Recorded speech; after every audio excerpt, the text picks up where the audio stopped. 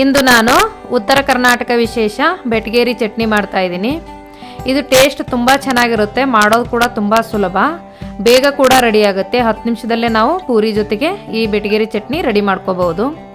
ಇದನ್ನು ವಿಶೇಷವಾಗಿ ಉತ್ತರ ಕರ್ನಾಟಕದ ಎಲ್ಲ ಹೋಟೆಲ್ಗಳಲ್ಲೂ ಪೂರಿ ಜೊತೆಗೆ ಈ ಬೆಟಗೇರಿ ಚಟ್ನಿ ಕೊಡ್ತಾರೆ. ಆದರೆ ದಕ್ಷಿಣ ಕರ್ನಾಟಕದಲ್ಲಿ ಪೂರಿ ಸಾಗು ತಿನ್ನೋದು ರೂಢಿ. ಮೊದಲು ಗದಗ್ ಬೆಟಗೇರಿ ಭಾಗಗಳಲ್ಲಿ ಈ ಚಟ್ನಿ ಹುಟ್ಟಿಕೊಂಡಿತು.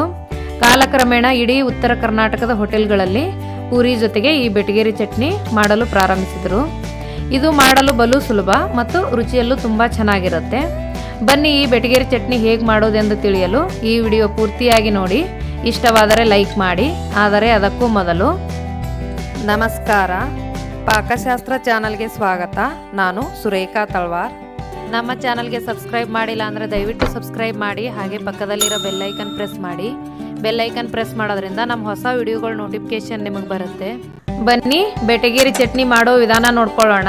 ಮೊದಲಿಗೆ ಸ್ವಲ್ಪ ನಾನೀಗ ನೀರು ಕಾಯಿಸ್ಕೊತಾ ಇದ್ದೀನಿ.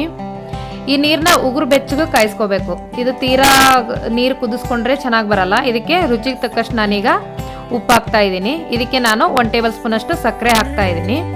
ಇದಕ್ಕೆ ಕಡಲೆಬೇಳೆ ಹಿಟ್ಟು ಹಾಕ್ತಾ ಇದ್ದೀನಿ. ಒಂದು 4 ರಿಂದ 5 ಟೇಬಲ್ ಸ್ಪೂನ್ ಅಷ್ಟು ಕಡಲೆಬೇಳೆ ಹಿಟ್ಟು ತೊಗೊಂಡಿದ್ದೀನಿ.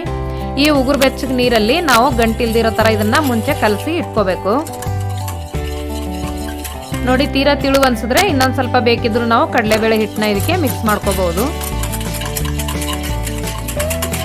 ನೋಡಿ, ಈಗ ಇದು ಮಿಕ್ಸು ರೆಡಿ ಆಯಿತು. ಈಗ ಒಗ್ಗರಣೆ ಮಾಡ್ಕೊಳ್ಳೋಣ. ಒಗ್ಗರಣೆಗೆ ನಾನು ಒಂದು 2 ಟೇಬಲ್ ಸ್ಪೂನ್ ಅಷ್ಟು ಕುಕ್ಕಿಂಗ್ ಆಯಿಲ್ ಹಾಕ್ತಾ ಇದ್ದೀನಿ. ಈಗ ಎಣ್ಣೆ ಕಾದಿದೆ. ಸ್ವಲ್ಪ ಸಾಸಿವೆ, ಸ್ವಲ್ಪ ಜೀರಿಗೆ ಹಾಕ್ತಾ ಇದ್ದೀನಿ. ಇದಕ್ಕೆ ನಾನು ಸ್ವಲ್ಪ ಕರಿಬೇವು, ಹಸಿಮೆಣಸಿನ್ಕಾಯಿ ಹಾಕ್ತಾ ಇದ್ದೀನಿ. ನಿಮಗೆ ಖಾರಕ್ಕೆ ಎಷ್ಟು ಬೇಕೋ ಅಷ್ಟು ಹಾಕೋಬಹುದು. ಈರುಳ್ಳಿ ಸ್ವಲ್ಪ ಜಾಸ್ತಿ ಹಾಕೋಬೇಕು. ನಾನೊಂದು 2 ಈರುಳ್ಳಿ ತೊಗೊಂಡಿದ್ದೀನಿ. ಈಗ ನಾನು ಒಂದು ಸ್ವಲ್ಪ ಅರಿಶಿನ ಪುಡಿ, ಒಂದು 2 ನಿಮಿಷ ಈರುಳ್ಳಿ ಫ್ರೈ ಆದಮೇಲೆ ಅರಿಶಿನ ಪುಡಿ ಹಾಕಿ ಅದು ಕೂಡ ನಾನೀಗ ಫ್ರೈ ಮಾಡ್ತಾ ಇದ್ದೀನಿ. ಲಾಸ್ಟಲ್ಲಿ ನಾನೀಗ ಕೊತ್ತಂಬರಿ ಸೊಪ್ಪು ಹಾಕ್ತಾ ಇದ್ದೀನಿ. ಇಷ್ಟು ಮಾತ್ರ. ಇದಕ್ಕೆ ಕೊತ್ತಂಬರಿ ಸೊಪ್ಪು ಹಾಕಿದ್ಮೇಲೆ ನಾವು ಆಗಲೇ ಮಿಕ್ಸ್ ಮಾಡಿ ಇಟ್ಕೊಂಡಿರೋ ಸಕ್ಕರೆ, ಉಪ್ಪು ಮತ್ತು ಕಡಲೆಬೇಳೆ ಹಿಟ್ಟಿನ ನೀರನ್ನ ಇದಕ್ಕೆ ಹಾಕ್ತಾ ಇದ್ದೀನಿ. ನೋಡಿ, ಈಗ ರೆಡಿ ಆಯಿತು ಬೆಟಗೇರಿ ಚಟ್ನಿ. ಇದು ಪೂರಿ ಜೊತೆಗೆ ತಿನ್ನಲು ತುಂಬ ಚೆನ್ನಾಗಿರುತ್ತೆ, ಮಾಡೋದು ಕೂಡ ಸುಲಭ. ನೀವು ಕೂಡ ನಿಮ್ಮ ಮನೇಲಿ ಟ್ರೈ ಮಾಡಿ ನೋಡಿ. ಮಾಡೋದು ತುಂಬಾ ಸುಲಭ ಇದೆ, ಟೇಸ್ಟ್ ತುಂಬ ಚೆನ್ನಾಗಿರುತ್ತೆ.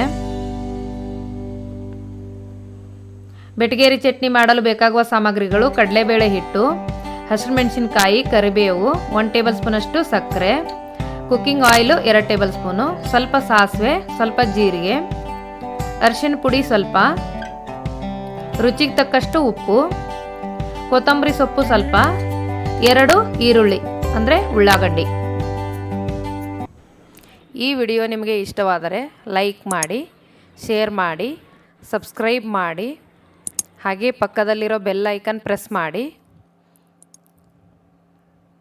ಧನ್ಯವಾದಗಳು.